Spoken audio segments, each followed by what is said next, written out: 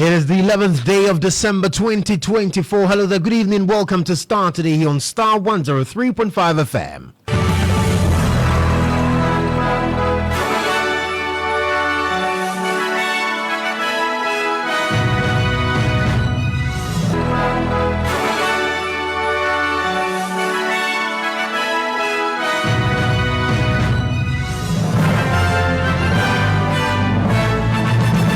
And coming up this evening, President Akufo-Addo calls for collaboration, transparency, and mutual respect as the country embarks on the transition process to ensure the smooth transfer of power to President-elect John Dramani Mahama. By adhering strictly to the provisions of the Transition Act, we send a powerful message to the world that democracy thrives in Ghana, even in challenging times. Meanwhile, aide to President-elect John Mahama has assured the citizenry of a thorough job by the NDC transition team, promising a departure from the past. We're looking out for just the sort of things that are happening now, where GMPC is being populated, where Ghana Gas is being populated. It's a repudiation of everything that President Akufo-Addo and Bawumia stand for. It actually dictates also that people want something different. Majority Leader in Ghana's 8th Parliament, Alexander Kwamna Apenyo-Markin, blames President-elect John Mahama and the NDC leadership for the post-election violence being witnessed across the country. And that is why we are calling on the President-elect, President John Dramani Mahama, that he has already soiled his hands with the blood of innocent Ghanaians. The President-elect, even proud to the swearing-in, has already soiled his hands.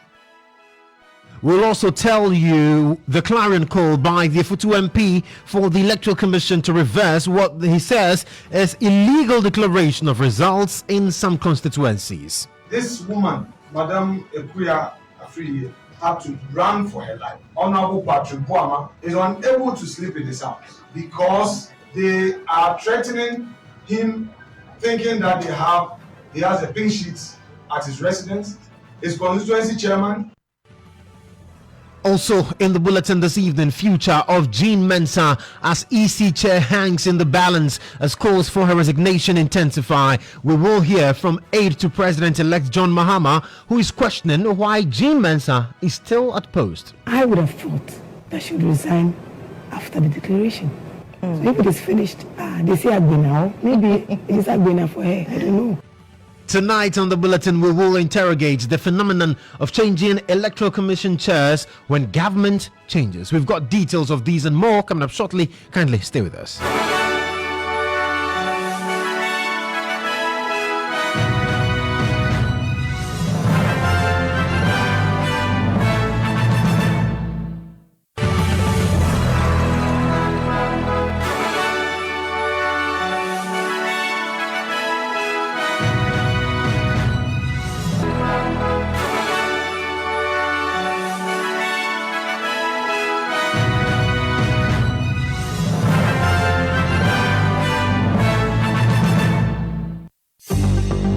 Starr News is coming to you live on Ultimate 106.9 FM in Kumasi, Empire 102.7 FM in Takoradi, Cool 103.5 FM in Ho, Rage and Might FM in Tamale, Somali FM in Wa, My Star Radio in the USA.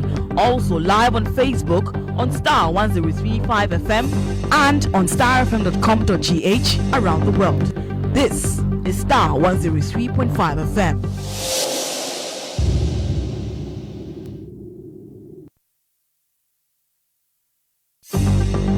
Starr News is coming to you live on Ultimate 106.9 FM in Kumasi, Empire 102.7 FM in Takoradi, Cool 103.5 FM in Ho, Rage and Might FM in Tamale, Somali FM in Wa, My Star Radio in the USA. Also live on Facebook on Starr 103.5 FM and on starfm.com.gh around the world. This is Starr 103.5 FM. Well, grateful for your company this evening and welcome aboard Ghana's most comprehensive news analysis program, Starr, today here on Starr 103.5 FM. Tonight, as always, we're streaming live on Facebook, so do join us with your thoughts and comments and contributions on Facebook as well as on YouTube at Starr 103.5 FM. I am Joshua Kojo Mensah. Let's do the details of our stories now. And President Akufo-Addo has called for collaboration, transparency and mutual respect among political actors in the country. Now, this comes as Ghana embarks on a transition process to ensure the smooth transfer of power to President-elect John Dramani Mahama. Here's President Akufo-Addo speaking at the inauguration of the transition team a few minutes ago. The functions of the transition team, as outlined in Section 2 of the Presidential Transition Act, are clear. They include ensuring a proper and seamless handover of executive authority, ensuring the provision of daily national security briefings to the President-elect, and ensuring the due discharge of the financial obligation of the state to Article 71 office holders. To execute these functions effectively, the Act makes provision at the instigation of the transition team for the formation of discretionary committees to address specific aspects of the transition process as it deems fit. It is obvious that the role of this team is not simply administrative, it is deeply patriotic. You're tasked with ensuring that the incoming administration receives all the resources, briefings, and support it needs to begin its work with the singular objective of advancing the interests of the Ghanaian people. Ladies and gentlemen, this meeting is a reaffirmation of our shared commitment to the democratic principles that underpin our republic. This commitment is especially critical in the current context of West Africa, where the region faces threats from unconstitutional changes in government and the spread of terrorism and violent extremism. Ghana stands out as a beacon of democracy and stability, showcasing the strength of our institutions and the maturity of our people. It is imperative that we continue to consolidate this hard-earned reputation. By adhering strictly to the provisions of the Transition Act, we send a powerful message to the world that democracy thrives in Ghana, even in challenging times. As we embark on this transition, I urge all members of the team, both from the outgoing administration and the incoming one, to approach this task with a spirit of collaboration, transparency, and mutual respect. The people of Ghana are counting on us to prioritize their interests above all else. Let us not lose sight of our shared goal, safeguarding the freedom, peace, progress, and stability of our beloved nation. This transition is not an end, but a continuation of Ghana's democratic journey, which serves as a model for our region and beyond. I call on all Ghanaians to support this process with patience, understanding, and faith in the institutions that underpin our republic. The strength of our democracy lies not just in the conduct of elections, but also in the respect for the outcomes and the orderly handing over of power. Let us continue to build a nation that serves as an inspiration to others, a nation united in its diversity and freedom, and steadfast in its pursuit of progress. President. So you heard Nana Addo Dankwa Akufo-Addo. He is President of the Republic of Ghana. Now, President-elect John Mahama is also urging both parties to put the nation first as they embark on the transition process. I wish to ask that we all be guided by the spirit behind the Presidential Transition Act to ensure a smooth and seamless transition. We may belong to different political parties, but we all belong to Ghana, and let the spirit of our nationalism and patriotism prevail. We call on the transition team to work expeditiously and within a modest budget, given the prevailing economic circumstances, even though Mr. President seems to strike a very upbeat tone on recent numbers. I'm sure the transition team would establish that. Mr. President, you can count on my respect and cooperation during and even after this transition. We must demonstrate to the world that despite the adversity we face, Ghana remains the beacon of democracy in Africa. Now more than ever, destiny requires us as countrymen and women to close our ranks and stand in solidarity with each other. And just a little slip, I omitted Dr. Edward Omani Boama, who was Minister of Communications in my government and has been the Director of Elections during the past election. And so we must put our country first, and the work will be onerous, but we expect that you're capable and you're going to put your shoulders to the wheel. Myself and Mr. President will be available in case you need to consult us on anything. Let the spirit of cooperation that has marked the post-election period continue to guide us even as we go through this phase. So that's President-elect John Dramani Mahama speaking a couple of minutes ago at the inauguration of the transition team. Now, let me quickly run you through the composition of the team. And from the government side, we have key government officials, including Honorable Akosua Frema Osei-Pare, who is Chief of Staff. She is the team co-chairperson. There's also the Attorney General Godfred Yeboah-Dame, also the Minister responsible for Presidential Affairs, Oseiche Mensah Bonsu, the Minister for Finance, Dr. Mohammed Amin Adam, the Interior Minister, Henry Quartey, Dominic Nitiwul, who is Minister for Defense, Shelley Ayoko Boche, who is Minister for Foreign Affairs, Martin Ajay Mensah Kosa, who is the Minister for Local Government, and then Albert Kandapa, Minister for National Security. Now, the team also includes the Head of Civil Service in the person of Dr. Evans Agredakon, the Head of Local Government Service, Dr. Nana Tuatha, the Secretary to the Cabinet, Ambassador Mercy Deborah Kakari, and the National Security Coordinator, Edward Asmeni. Now, the interesting bit is that the President has also appointed former Speaker of Parliament, Right Honourable Professor Aaron Michael Quay, to the Advisory Council, with the current Speaker, Right Honourable Alban Bagman, as chairperson. And so that's the team leading the presidential transition team. What we also do know is that John Mahama also nominated his team. So from that side, we have Julius Deborah as co-chairperson. Asedun Ketia Johnson, Asedun Ketia is a member, and the other members include Fififia Vikwete, Dr. Kalistus Mahama, Dr. Valerie Sawyer, Professor Kwamna Hwai, Dr. Kasiela Tuforsen, Mahama Ayariga, Gusitano, Dr. Edward Omani Boama, who is the Director of Elections and IT of the NDC. So that make up the transition team from former President John Dramani Mahama's camp. But let's get on the phone lines now and have a conversation with Dr. Frederick Odro. He's a local governance expert and also speaks to governance issues. Doc, thank you so much for joining us on Starr today.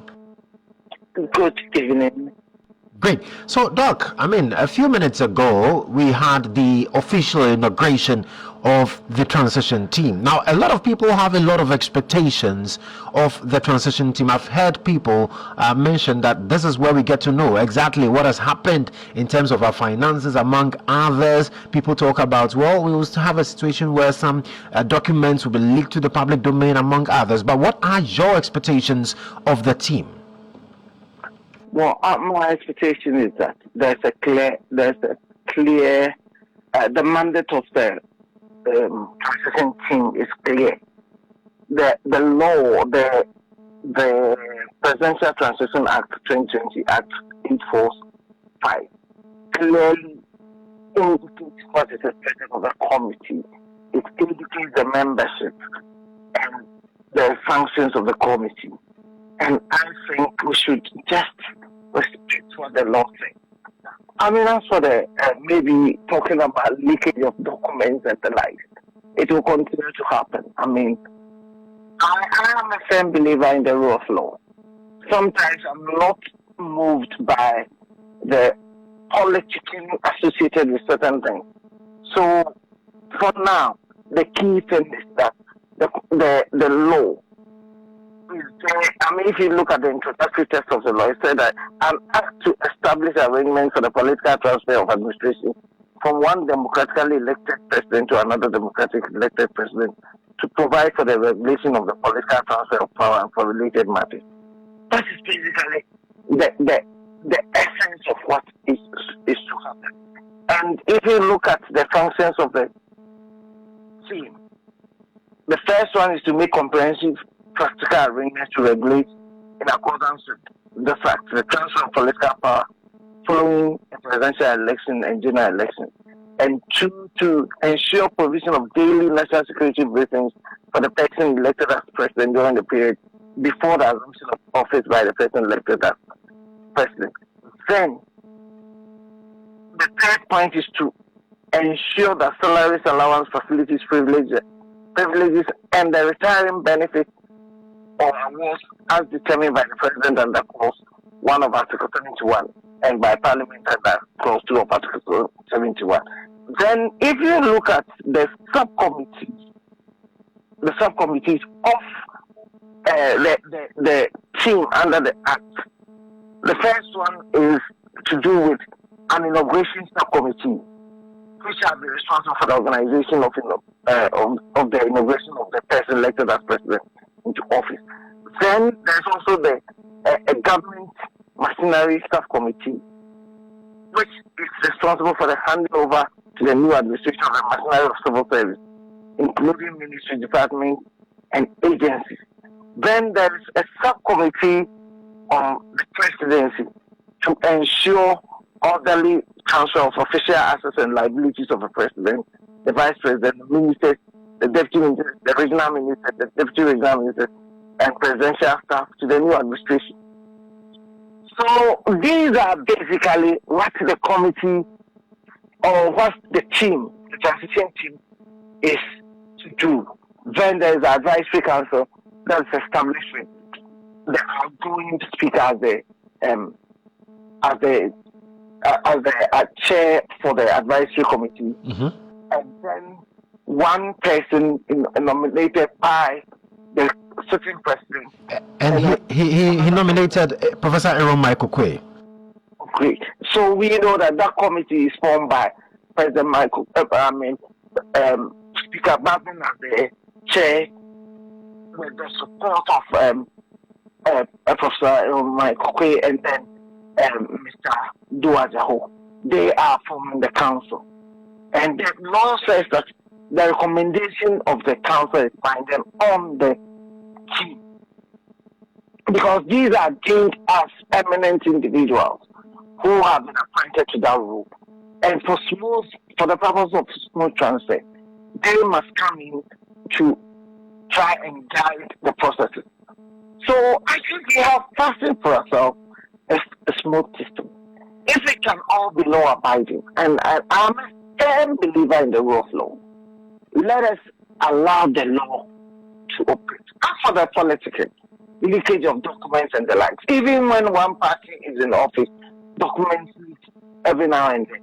This is not the time for that. If somebody has done anything untoward, I'm all for the full, the laws of the land to prevail. If you have committed a criminal act, let's go through the prosecution. We don't need to allow the politicking to come into the picture. Otherwise, we get all sorts of speculation and all manner. But Doc, looking at the climate in terms of how the campaign period went and how we were told clearly that, well, we need to do this and that, get the people get accountable and all of that. Do you think that we can really deal with the politicking when it comes to this transition team? You see, sometimes the politicking also beclouds our judgments. So much is said. And my worry is that all the parties, it's not to do with the NDC, all the parties, particularly when they are in opposition, make all sorts of allegations. But when they come into power, they hardly ever successfully prosecute any of the so-called criminals. So I am very skeptical about some of the accusations because we are a country of the rule of law.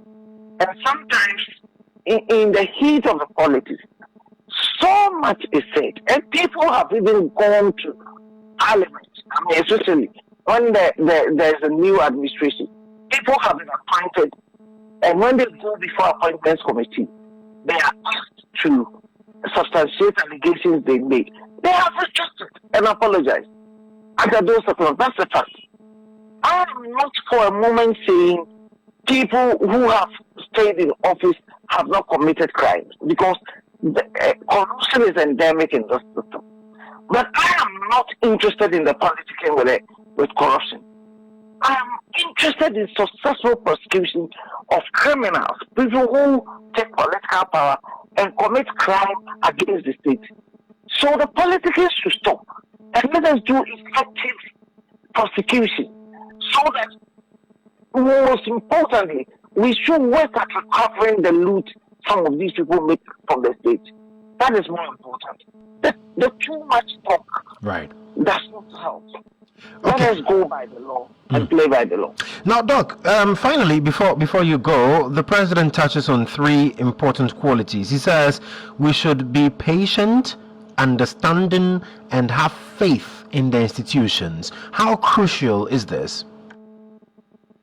I can't disagree with him, because at all times, when we are in so much haste and will not allow the due process to work, we tend to make too many mistakes. Today we cannot even announce certain results because of the haste people brought about saying their members should go to collation centers when they are absolutely no business at the collation centers. They went there and started looting, they started destroying electoral materials and the like. And now when it comes to the time for us to take even the pink sheet, to even collate results, we can't have it. That is the challenge we impose on ourselves when we do not have patience to allow systems to work.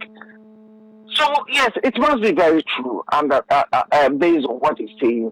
And I think that politicians must learn a lot out of the chaos we are creating for ourselves. We've had a very successful election. It's been announced. There has been consensus. It's been announced broadly. Why should we have the situation we are having now?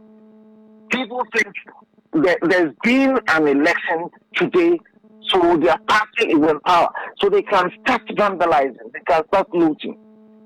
Is that what the rule of law tells us? No. I think political leaders must show leadership. They must guide their supporters as to what they should do. Otherwise, we needlessly throw ourselves into unnecessary problems. Well, Doc, very interesting conversation, but early days yet, and so we'll monitor the work of the transition team, and definitely we'll see how that goes. But grateful for your time this evening. You're welcome. All right. So that's Dr. Frederick Odro. He's a governance expert speaking to us on the back of the transition team and matters arising. But let me take you quickly to the camp of John Dramani Mahama because aide to the president-elect, Joyce Bawa Mokhtari, says the NDC transition team will do a thorough job to ensure proper accountability. She spoke on GH1 television early today. We're looking out for just the sort of things that are happening now, where GNPC is being populated, where Ghana Gas is being populated, where many government institutions are being populated, GPHA. You see, I told you, they deconstruct you, they distort the narrative, and then they try to do even worse than they thought you were doing. So who took Ibrahim Mahama to court? And yet that was actually a special purpose vehicle. We have 3-4 different investment companies engaged in that negotiation that culminated in that agreement. They went all the way to the Supreme Court, right? Ibrahim Mahama's companies employ Ghanaians from all walks of life. Unemployment is currently 14.5%. So who better to give business to but to sponge on government money, taxpayer money, in the manner in which they are doing, shows brazen greed and corruption of a kind we've never witnessed before.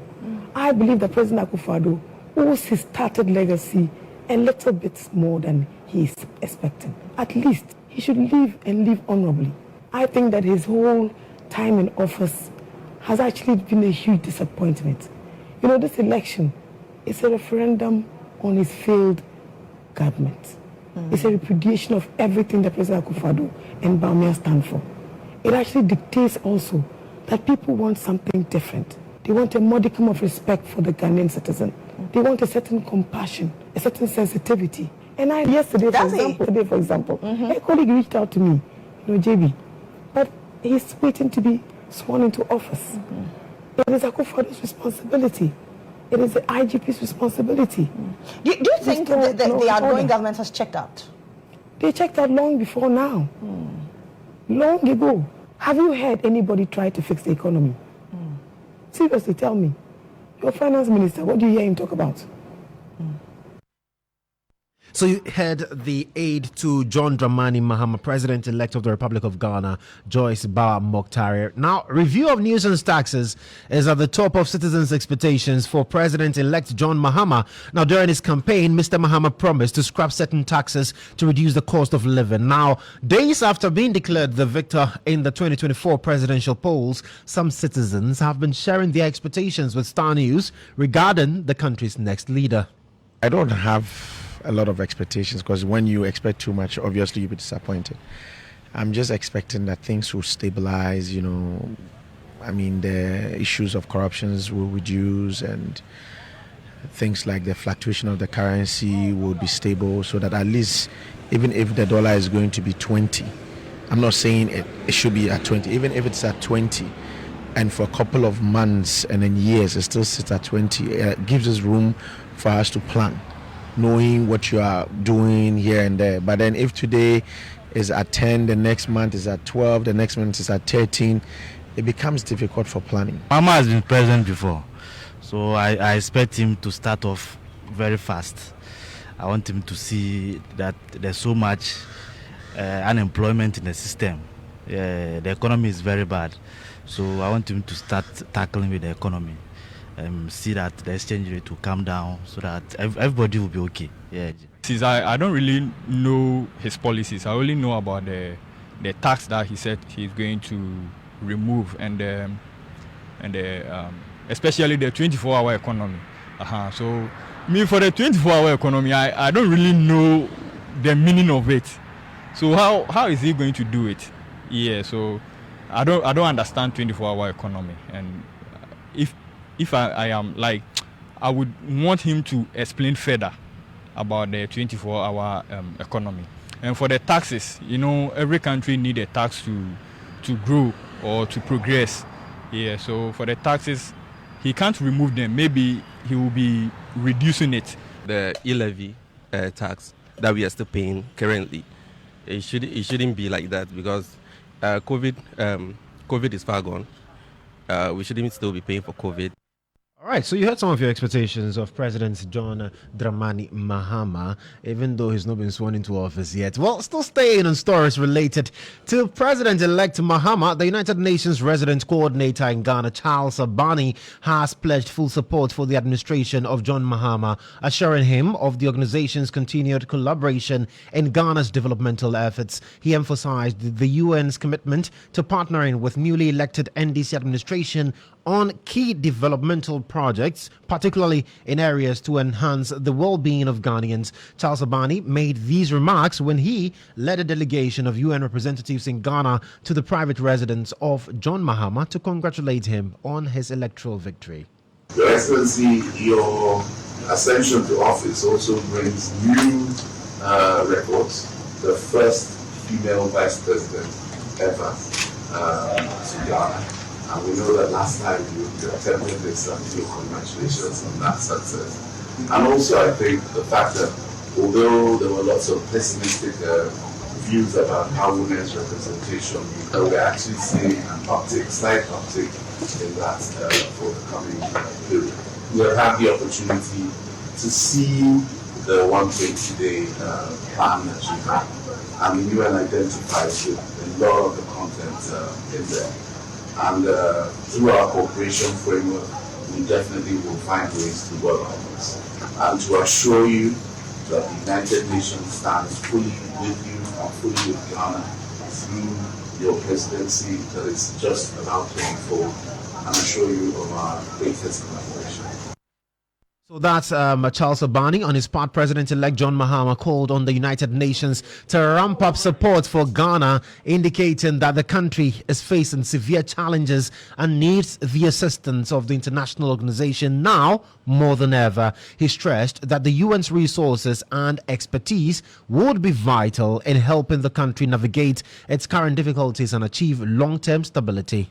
We need you more than ever before because of the crisis this country is going through. And I've had the opportunity to meet some of you, even during the campaign and before the election.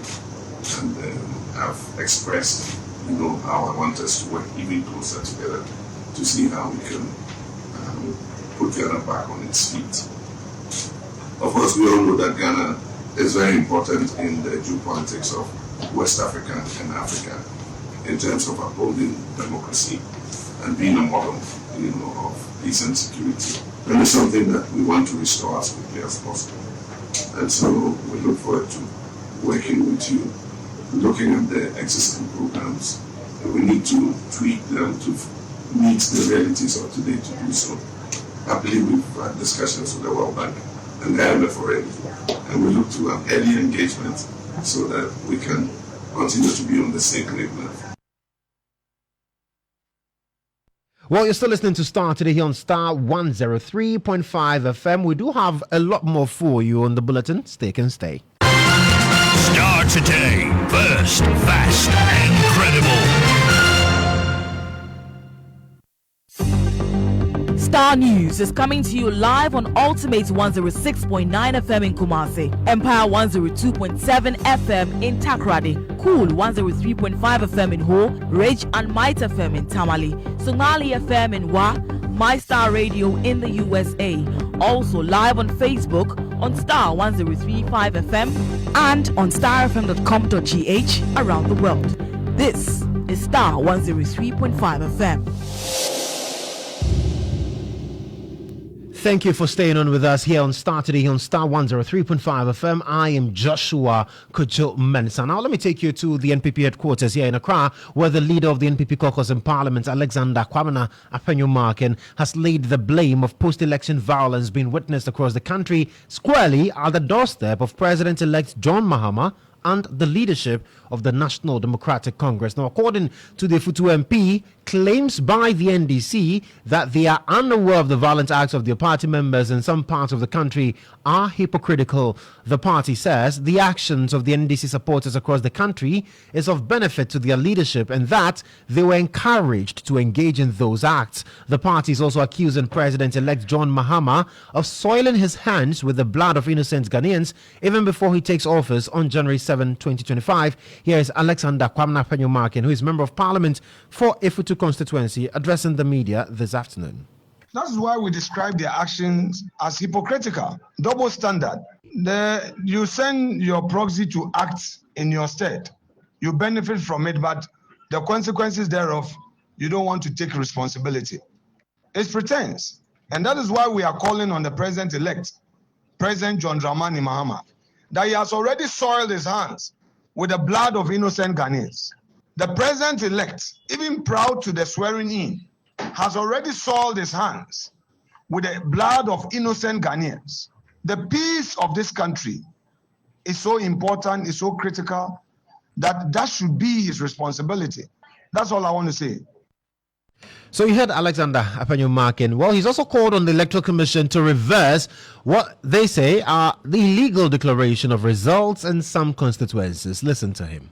In Ablekuma North, for instance, the parliamentary candidate there is under siege. Yesterday, she had a sleepless night. All manner of persons were at her residence in search of pink sheets. The question is, why is the NDC so interested in destroying evidence? Why are they interested in capturing pink sheets to destroy them and set them ablaze.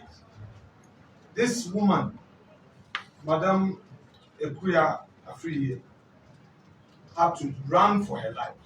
It took the timely intervention of the police to protect her and to drive these NDC hooligans away.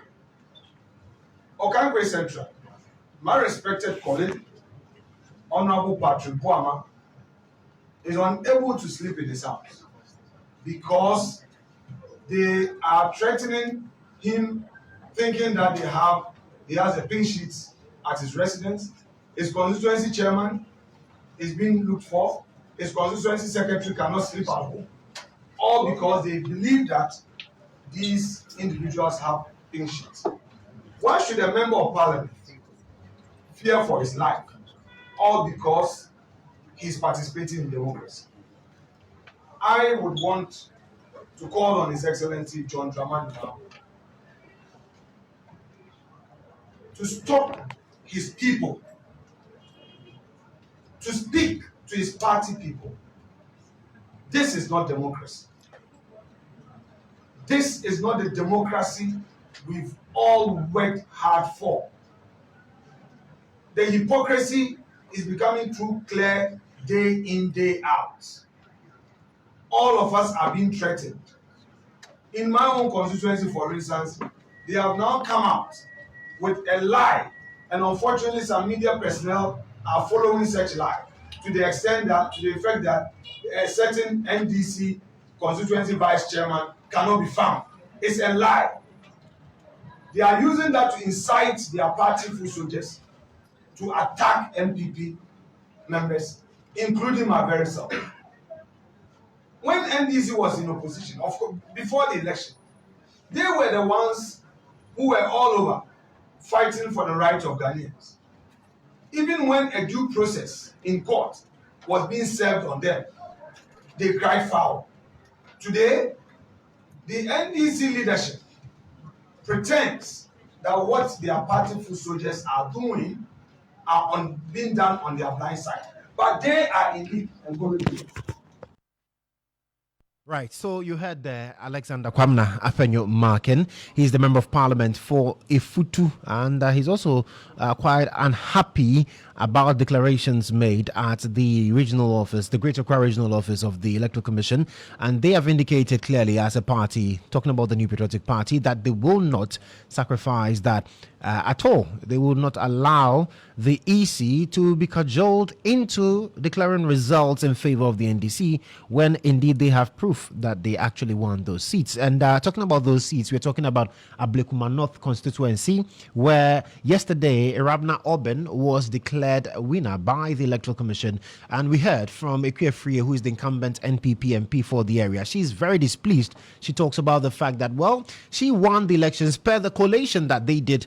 She won the elections by some 411 margin, but the EC, according to the pink sheets and the details that were recorded there, also gave the victory to Irabna Oben. What we've heard is that they are going to proceed to court on this particular matter. But let's get on the phone lines now and speak to Dr. Peter Boama Otokuno. He's the head of Interparty Affairs and Civil Society Organizations of the NDC. And most importantly, he's been at the Regional Coalition Office together with other stalwarts of the party championing this cause. Doc, welcome to the bulletin.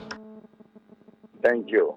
I know it's been a long couple of days at the EC's regional office trying to ensure that the right thing is done. But as it stands now, Afenyo Markin says the EC must reverse the declarations that were made because, among other things, basically you, the NDC, you forced the EC to make those declarations, and they have proof to show that they actually won those seats. How do you respond to this?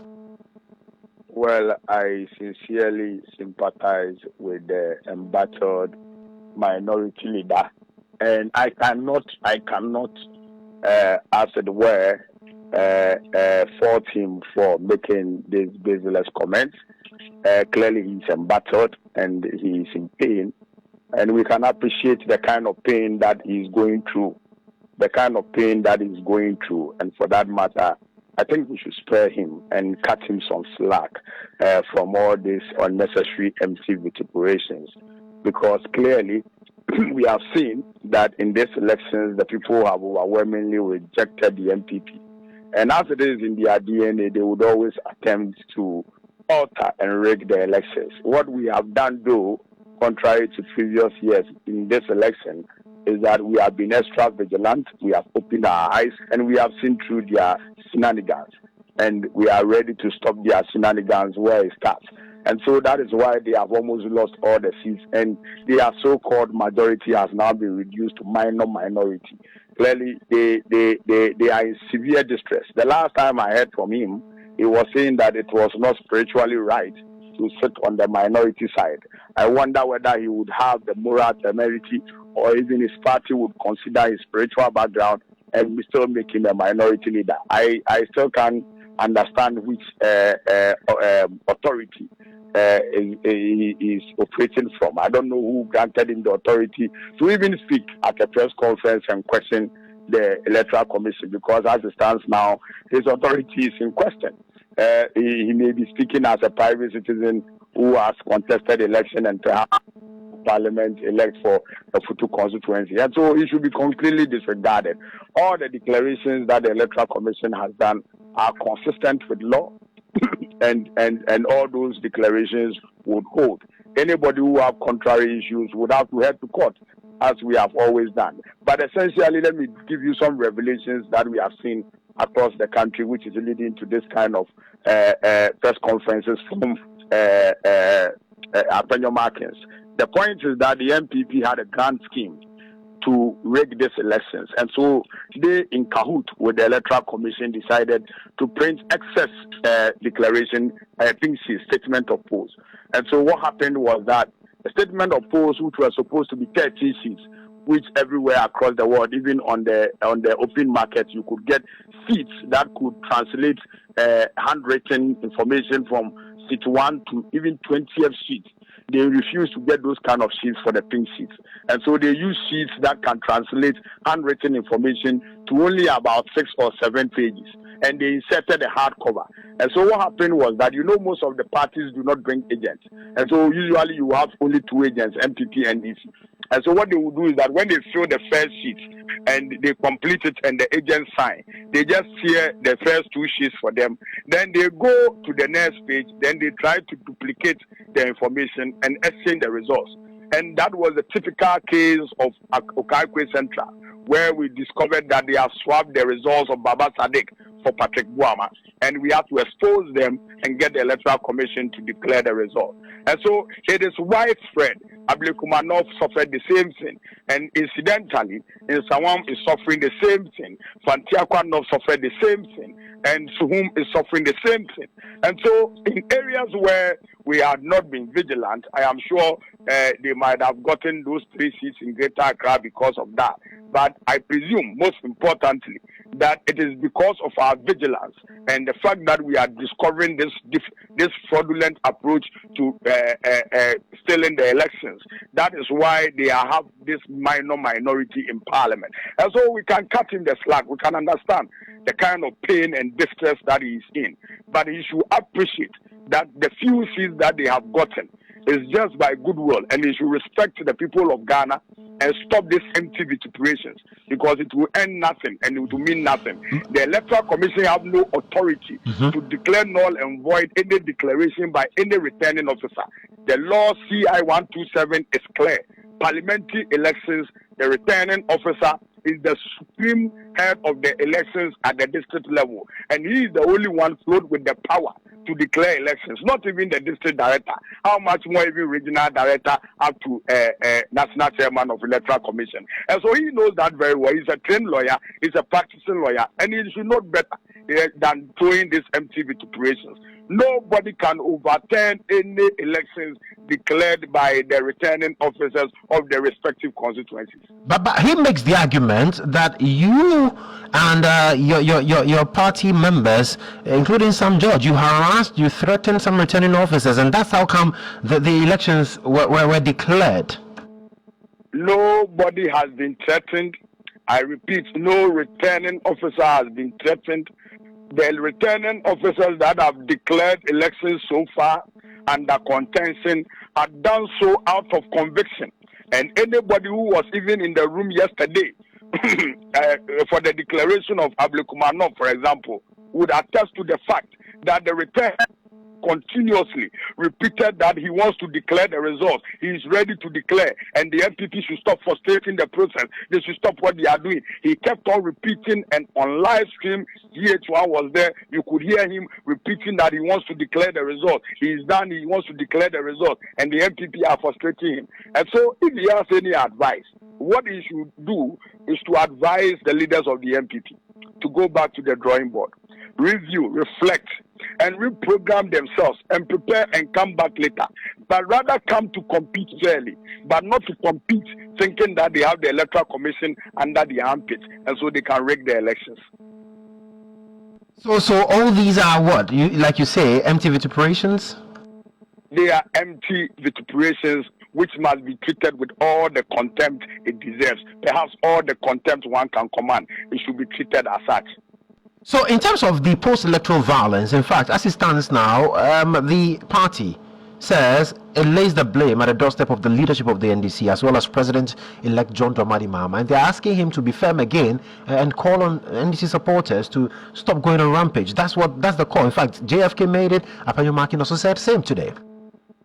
Unfortunately, again, they are suffering from the initial denial syndrome. You know, they are still lost. They are still confused. You know, this defeat is a great beating. Like you can't survive this, and so we should understand them. Indeed, I respect the fact that they are even able to speak to the microphones and look into the cameras to speak. But you see, some of these claims shouldn't be made because what is happening in this country is not new. Even though I would not justify it, we know very well from very credible sources that the individuals involved are not NDC people. Ewutu Senya West, yesterday, NDC officers had to go and arrest the individuals involved and send them to the police station. The people are still in the police station. NDC is chasing these criminals who are MPP people who have branded themselves as NDC and ransacking places all over. We know what they are doing. This is just to give the dog a bad name and hang it. But we know we are not like the MPP. We can't be like the MPP. We are not treacherous like the MPP. We are not vindictive like the MPP. We don't operate in any way like the MPP. The MPP did this in 2016. We saw how people suffered. You are driving your car, they will stop you along the road, pick your car keys. And that was when Abronya became famous for seizing people's properties and stuff, entering into offices and sacking people, beating people and ransacking and stealing money and all that. Clearly, we are not like them. But again, when we have instances like this, you have individuals in the MPP who would want to paint the picture as if we are the same, and they will send their goons and their criminal gangs to go and perpetuate this crime. That is why President Mahama has insisted that indeed anybody who is NDC, who is caught under any condition, under any circumstance, misconducting himself in this manner, that person should be dealt with strictly under the law. And he has called on the president that he is still the president, and it is his core responsibility to protect life and property. He cannot go on holiday. He doesn't have any holiday until 7th of January. So he must act. And it is clear that the president is not even interested in acting. And that even makes it more suspicious, especially as our friends have started even doing these press conferences, these needless press conferences, knowing very well that these are their game plan and these are things they did in the last elections. Well, Doc, thank you. Thank you so much for engaging with us this evening. We appreciate your time. Thanks for having me. I hope that we have a better time to talk about these elections. Definitely. And let me express warm, huge congratulations to all our NDC folks and all Ghanaians who voted for us in this election, and most importantly to the President-elect, His Excellency President John Dramani Mahama. Well, you were in our studio for campaign trail before the elections, and so you would have to come back again and let's dissect the election itself. We'll do proper post-mortem. Very well. Thank you so much, my brother. That's Dr. Peter Boama Otokuno there speaking to us on concerns raised by the NPP on the election as well as the seats that were declared in favor of the NDC. Meanwhile, the NPP parliamentary candidate for Fantiakwa North, Kwame Appiah-Kodua, is calling out the NDC for foul play. He alleges the party is using violence to manipulate legislative elections. According to Kodua, the NDC declared themselves winners without following the rules and regulations, with thugs allegedly assaulting the agents of the Electoral Commission. Here are details of a statement to that effect. Remaining, it became evidently clear that the NDC had lost the parliamentary election. They then told the district officer of the EC that they have been summoned by their national executives to come to Accra and for that matter cannot continue to be part of the collation process. This led to the abrupt discontinuation of the collation process by the EC. The Deputy Eastern Regional EC Director later intervened and summoned both parties to its regional directorates. The meeting at the regional directorate on Monday, 10th December 2024 was rescheduled due to heightened tension. As we await the verdict of the matter, which was referred to the regional directorate of the Electoral Commission, the district returning officer was forced by the NDC parliamentary candidate and his hooligans with cutlasses, guns, and other deadly weapons to overturn the results in his favor. I am therefore calling on the Ghana Police Service to swiftly arrest the perpetrators of this criminal and unlawful act and bring them to book to safeguard our revered democracy and peace in Fantiakwa North and Ghana at large. As far as the New Patriotic Party is concerned, we have collated our results and have won the parliamentary elections convincingly as supported by the EC's pink sheets. Well, let's move on. And Director of Faculty of Academic Affairs and Research at the Kofi Annan International Peacekeeping Training Center, Professor Kwesi Enin, who is retired, by the way, has criticized government's handling of the post-election violence. Now, it follows appeal by Vice President Dr. Mahmoud Bawumia for President-elect John Mahama to call his supporters to order. But already, the President-elect in the video broadcast warned the youth against the looting and vandalizing of state property. But Professor Enin insists it is the job of the current administration to crack the whip. He spoke earlier on GH Today. When your supporters seized toilets, lorry parks, government offices, hospitals, and looted. And I think there is a video trending of the then MPP chairman, I think Mr. Blay or something. Fred Blay, yes. Yeah. And I think probably it would be good to play it. When senior political operatives interpret violence and its use as appropriate in their quest for power, it sends a very dangerous signal. So what is happening now has happened over and over and over again. But what I'm surprised about is that, you see, when people say the president-elect should call his supporters to order, yeah, that is all he can do, and that is all that he has done. The instruments of authority and decision-making and the responsibility to ensure we are safe still lies with the incumbent government. Yeah. And they cannot and must not shelve that responsibility, because it's going to be 3 very long weeks before the night or the dawn of January 7th. Of January 17th. So you had security expert Professor Kwesi Enin there. Now, head of polls at Global Info Analytics, Musa Dankwa, has cast doubt about a possible return of Vice President Dr. Mahmoud Bawumia as flag bearer of the NPP in the next general election. The Vice President on Saturday performed abysmally against President-elect John Dramani Mahama in the presidential elections. Now, speaking with Nadide Tete and Ibrahim Al-Hassan on the Morning Star on Starr FM, the pollster, who had prior to the elections predicted a loss for the NPP, said it will be difficult for delegates of the party to choose a non-Akan candidate as flag bearer of the party for a second time. Demography of the party is very important. The delegates. In the last primaries, we saw how it went. Nearly 65% or more of the delegates of MPP are Akans. So for them to elect non-Akan, then that person must be exceptionally good. Free vote. Yeah. I don't think we agreed that there was a free vote in the primaries last time. A lot of arms were twisted to get him elected. And having lost in this manner, in this way, in this critical election, I find it very difficult for these same accounts to go and re-elect him again. And for the fact that So that's Musa Dankwa. He is Executive Director of Global Info Analytics. Now, pressure is mounting on Chairperson of the Electoral Commission, Jean Mensah, to resign following John Mahama's emphatic victory in the 2024 election over the weekend. Now, John Mahama, in a landslide victory, polled over 6 million votes, with his opponent, the NPP's Dr. Mahmoud Bawumia, raking in a little over 4 million votes. Now, declaring the results on Monday, EC boss Jean Mensah concluded with the phrase, "It is finished." Now, following that declaration, a section of the public, particularly NDC sympathizers, have called for Jean Adukwe Mensah's head, aide to President-elect John Dramani Mahama, Joyce Bawa Mokhtari, questioned why Jean Mensah is still at post after the declaration. It's exactly what it was before 92. Today, we have a large number.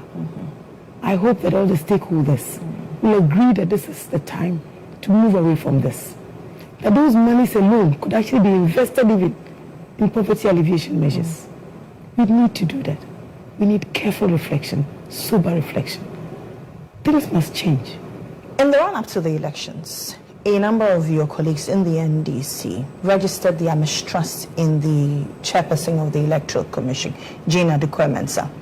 In her declaration, the final thing she said was, "It is finished." Is it finished for her? Will the NDC remove Jean Adukwe Mensah? Well, you see, let me say something that I wanted to say. That in all the conversations we've had so far, I mean, we talked about the partisan nature of that commission. We spoke largely about the biases displayed by Madame Jean Mensah herself, her prejudices and all of that. I would have thought that she would resign after the declaration. So if it is finished, they say Agbena. Maybe it is Agbena for her. I don't know. Okay. You understand? But generally, considering the feelings of that electoral commission as it's currently composed, what do you expect? But you see, from a very professional perspective, and if we genuinely want to move forward and close this chapter and begin a new chapter of a clearly very independent EC as the Constitution intended, let's put out what we want. Let's advertise. So that's aide to John Dramani Mahama, Joyce Bawa Mokhtari. But let's get on the phone lines and engage one of our favorite political scientists on the show, Nia Amate. Ni, thank you so much for joining us this evening. Thank you for having me, Joshua. Fantastic. Ni, so really, I mean, we've come back to this conversation. Whenever power changes hands, one of the key positions that always suffers would be the chairperson of the Electoral Commission. What really is the problem here? Well, I think most sectors have their own problems, but you know, she is the one who holds the bell, and she is the one who rings the bell for us to know who is in charge of the reins of governance in the country. And so whenever the opportunity comes, we all focus on her. But maybe, just maybe, you could hold brief for her, because I don't see it when people continue to say she's delayed. The person was operating within the 72-hour mandate. And of course, yes, in the last 2 elections or so, she was, she like we say in Ghana, she was a bit too known, and therefore gave herself a limited time than the 72 hours. And we all saw what problems she brought onto herself with wrong statistics over and over and over again. Now she's seen her mistake, she's corrected it and decided that, look, up until such a time that I'm certain that I can declare the results, there's no way I'm going to do that and commit further mistakes. And so I don't understand what the whole scenario is. Yes, she might have her own issues. We all didn't like it when she tried limiting access to journalists during the voting day. And we all know that from her own doings, people then began to throw jabs at her, saying that she was colluding with the ruling government and stuff. She herself didn't help matters when many of the things she did fed into that kind of narrative. But whatever it is, I think she is doing her best, and I think she should not be stampeded into resigning. I don't see what she's done this time, honestly. But the calls are already coming, and do you think it has to do with her performance or the manner in which she's perceived by the NDC to be in bed with the MPP? Yeah, of course. That's the number one thing. If you remember the many incidents that occurred prior to the elections, you could tell that the NDC was very furious. The NDC accused her of taking their pen drive and wouldn't bring it. The NDC would do this and refuse to go along with them. The NDC, so they've come, and then the woman herself didn't help herself, because why would she want to limit access to journalists? I mean, journalists are to be there and report to us, and you tried limiting access to them. I don't think that was right, and that also fed into the narrative that she had something, untoward to do in favor of the ruling government. Be that as it may, I mean, like Charlotte, who was brought into the unit by the NDC, she has fired, or quote and unquote, her declaration, then fired the party that brought her into being. I don't think any EC, from the way things are going, I don't think any EC can collude with anybody to win an election for anybody. I mean, Ghanaians are wide awake now, and with plugging all the holes. So people should rather make sure we transition quietly and stop throwing jabs at the woman. Said it is finished. They have finished their job. What else? So basically, like you mentioned, with Charlotte Osei, we saw what happened. Then came Jean Mensa. This government has been voted out, so a new government will be taken over in January. Do you really see Jean staying on as EC chair? Well, she should be strong enough to stand the frustration. I'm sure she'll receive even more jabs than what. This is just the beginning. But whatever it is, of course, the Mahama administration would like to see her back out of that office. But what name and image are we painting for ourselves if we continue to throw out EC at the change of every government? We should be able to look. Until these hoodlums and hooligans and thugs going around attacking state institutions and stuff, until they've started what they were doing, look, we're receiving many applauses. People were applauding us. Nigerian, I tell you, our friends in Nigeria, some in the UK, so people were calling to congratulate us. We have gotten out of the woods, and then people started attacking institutions, and then that sank our name a bit. But we have done so well, and we're receiving the applause. And I think we need to focus on that and ask ourselves how we're going to do a better deal. And leave this EC alone. If after every change of government, everybody brings their own EC. But by the way, does it make sense? Because Charlotte Starr was the one who saw the NDC's back. The NPP brought in Jean Mensa. She has said goodbye to them. So what is the problem? I think we should look out for exactly what the problem is, solve the problem, and leave the personalities alone. As we've seen, nobody can, quote and unquote, steal any election for any party. But doesn't it also come back to the issue of how these persons are nominated or chosen to be in the office in the first place? Yeah, that is highly problematic, and I'm glad you brought that up. Maybe that's why I keep saying that we should look out for what the problem is, and then once they are brought in, we wouldn't be able to take them out if we go through the proper parliament. You know, Mokhtar was saying something like, let it be more like invite nominees, vet them, and then they face parliament and stuff like that. Yeah. We can do a better deal, okay? But sacking them whimsically, sacking them each time there's a change in government will not solve the problem, because it means that any time any government comes into power, the EC must be looking out of a way to avoid being sacked. And what does that look? We are painting a dark image of ourselves to the world. We've gone through an election, people are applauding us, and then we are sinking our own image. The problem is what you've just brought up. There's a problem with the way they are brought into office. So let's see how best we could solve that problem and leave the personalities alone. I'm sure you remember the IGP told us there's no way an IGP can steal an election for anybody. The same way, there's no way any Charlotte or Jim Mensah can steal an election for anybody. Let's focus on what. Look, we're beating the sides of the drum when the top has been laid bare. That's what we're doing. Well, Ni, it is finished. Agbina, thank you so much for your time.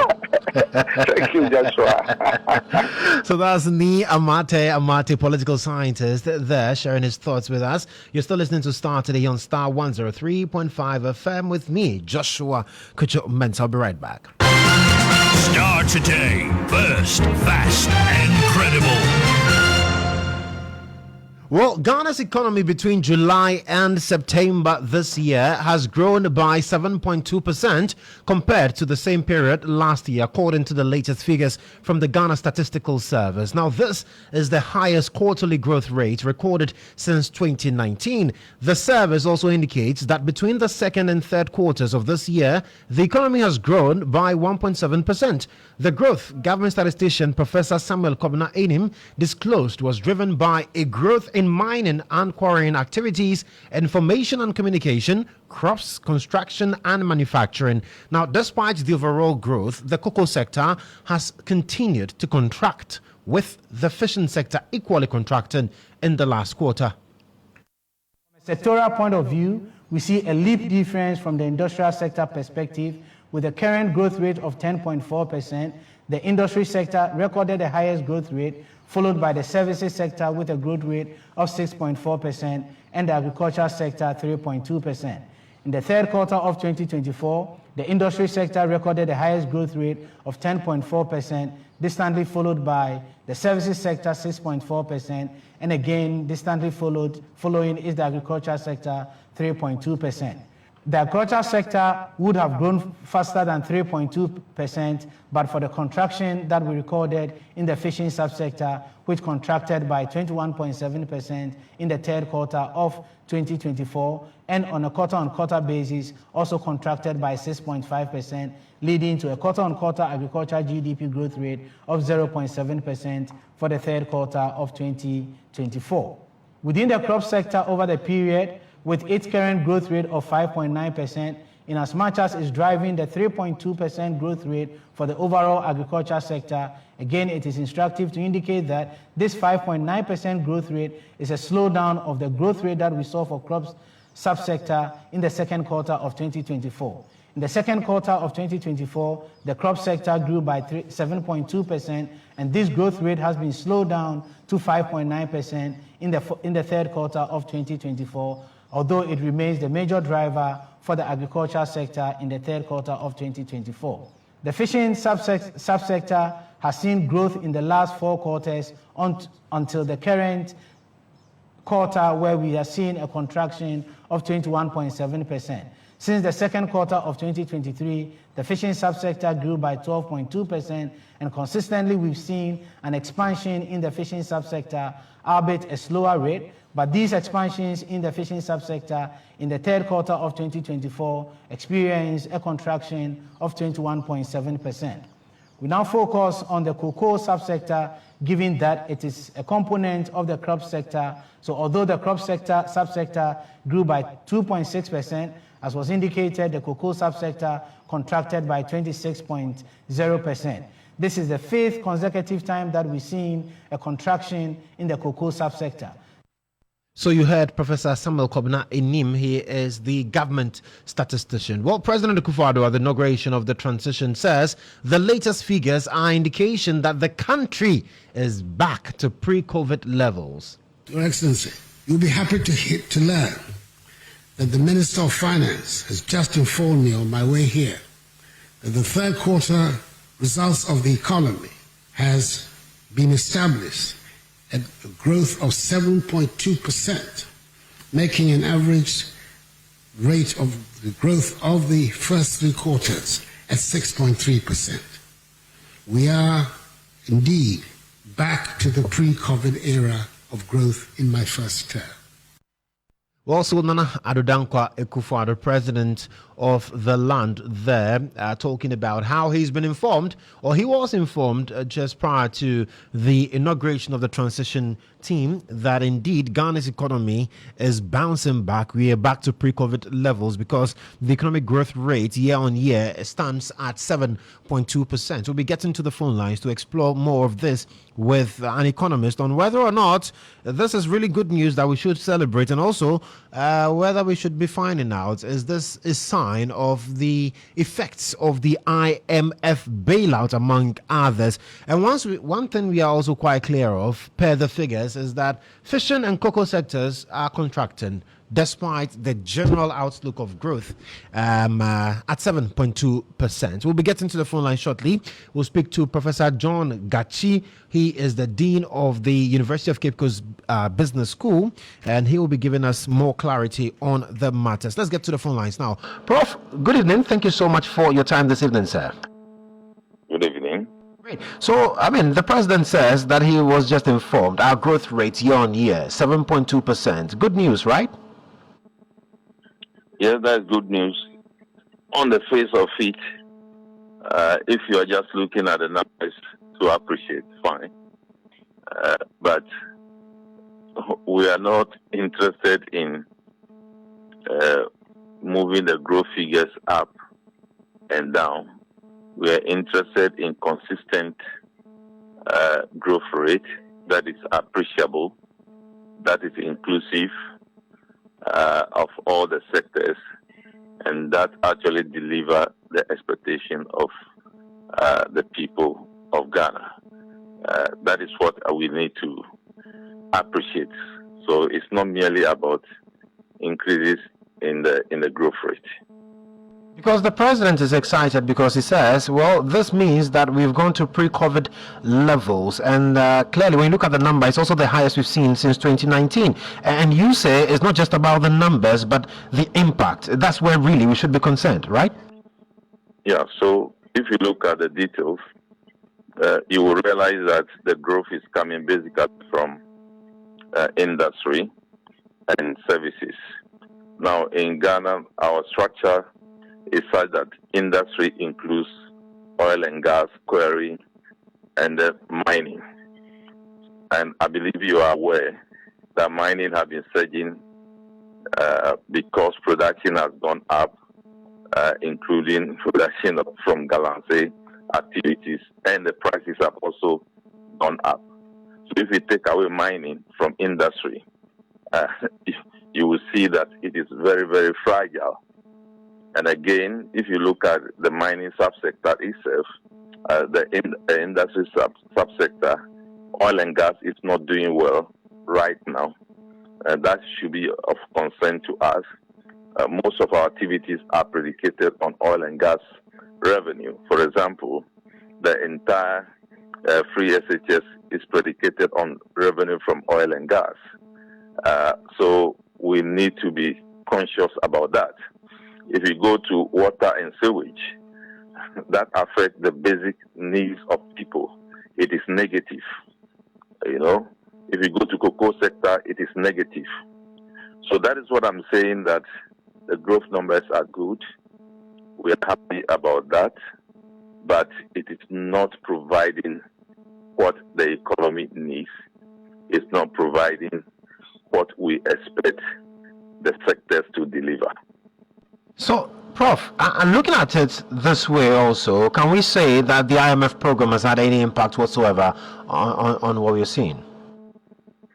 IMF program is expected to impact on the exchange rate, is expected to impact on the level of interest rate, is expected to impact on inflation, and is expected to impact on our revenue position.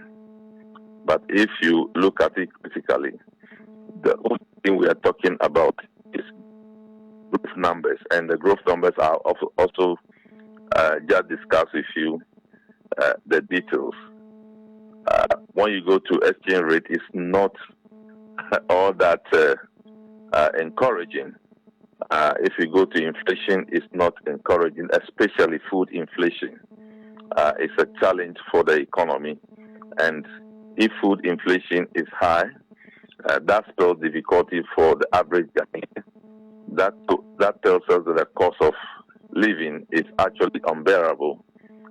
So those are the things that should be of concern to us. We saw the IMF program in the past. Inflation was 19% when the IMF program started. It reduced drastically to 15.4 with expectation of further reduction. When the IMF program was, exchange rate was volatile. It became stable at 4.2 cedis to the dollar. The interest rate also went down to provide a space for the private sector to maneuver. So it is only when these things are occurring that we know that the economy is driving us towards our expectation. But as it is now, we are just having the numbers.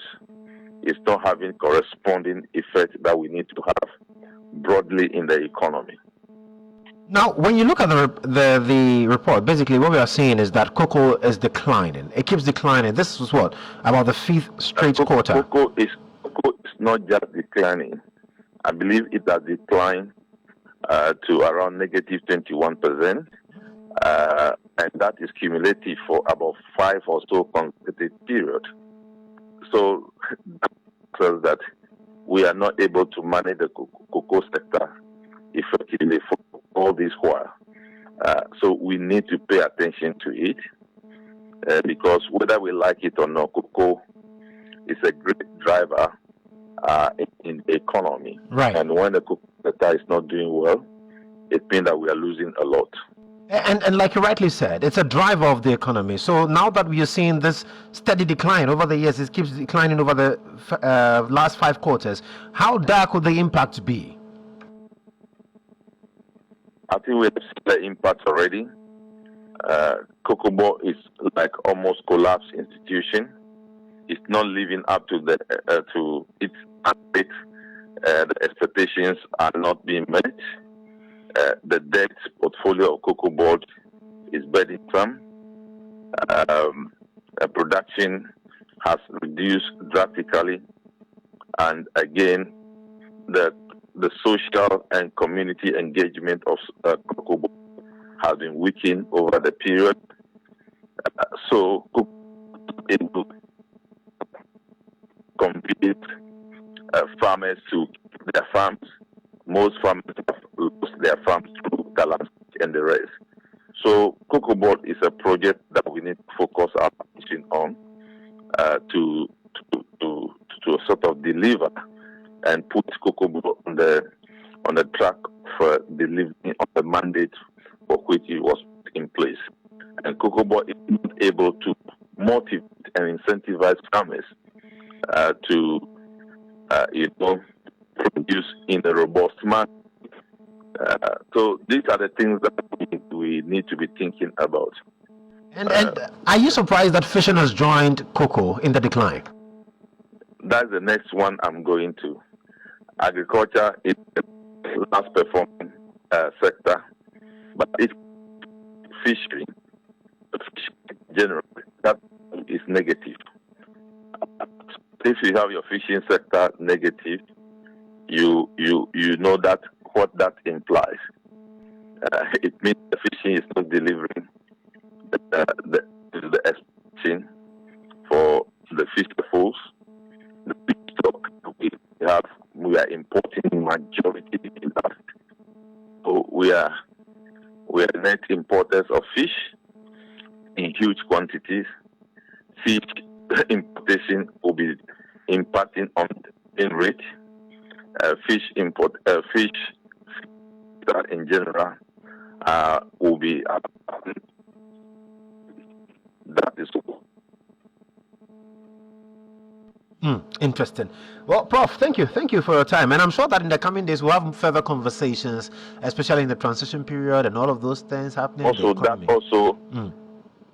That also tells us that our drive towards blue economy activities and sustainability itself is in question, because the blue economy agenda is supposed to have positive impact on fish production in our waters and in our aquaculture space, etc. So we need to revise those strategies we have towards blue economy, those strategies we have towards the fishing economy. Very well. Prof, thank you so much. We're grateful. That's Professor John Gachi. He is the Dean of the UCC Business School, speaking to us there on our revised growth rate. As it stands now, the economy is growing by some 7.2%, but cocoa sector, fishing sector also declining. That's a cause for worry. Well, let's go to the courts now, because an attempt by the editor-in-chief of the Daily Searchlight newspaper, Kenneth Kwabna Eje Kranche, to have his liberty to restore a suit challenging the constitutionality of the special prosecutor has failed. This was after a 9-member review panel of the Supreme Court, chaired by the Chief Justice, Gertrude Saki Tokono, said his application did not meet the threshold for the court to review its earlier directive. Mr. Kranche wants the Supreme Court to declare the office of the special prosecutor as unconstitutional, but withdrew the application in July this year, which was 9 months after he filed the writ without a statement of case as required by the rules. Now, the Apex Court then struck it out as withdrawn, adding that the plaintiff had no liberty to apply. He spoke to EIB's legal affairs correspondent, Mutala Inusa. Office of Special Prosecutor is susceptible to judicial process. The second leg of that argument is that if they refuse me an application, the right to sue the Office of Special Prosecutor, then they are abusing my fundamental human rights as a Ghanaian. And I came under Article 2.1 and I came under Article 17. That, like all Ghanaians, the equality principle. In your submission, you admit that you filed your writ without statement of case. 9 months later, you withdrew that. And that clearly amounts to abuse of office, which you disagree with. Every lawyer in that room must have been laughing sick, because it happens all the time. Writs are filed, people fail to file statement of claim, they fail to file the necessary affidavit, they fail to file the necessary statements of case or statement of claim or whatever. But then they come back, they withdraw. It's a matter of trade practice. So for the Supreme Court to say that you filed a writ and that you failed to attach a statement of case, and that therefore means abuse, it's a very strange development. What exactly were you seeking the OSP for? What I'm seeking from the OSP is that law should be made constitutionally amenable. The Office of Special Prosecutor Act 959 should be made constitutionally amenable. If you listen, you were in there, you heard the representative from the Office of Special Prosecutor introduce herself as Assistant Special Prosecutor or whatever. In Ghana, prosecutorial powers flow only from the Attorney General. And it is not a power of Parliament to take that prosecutorial power and give it to another body. If you want to take that power and articulate it, you must amend the 1990 Constitution, which has not been done. So that is why I'm important.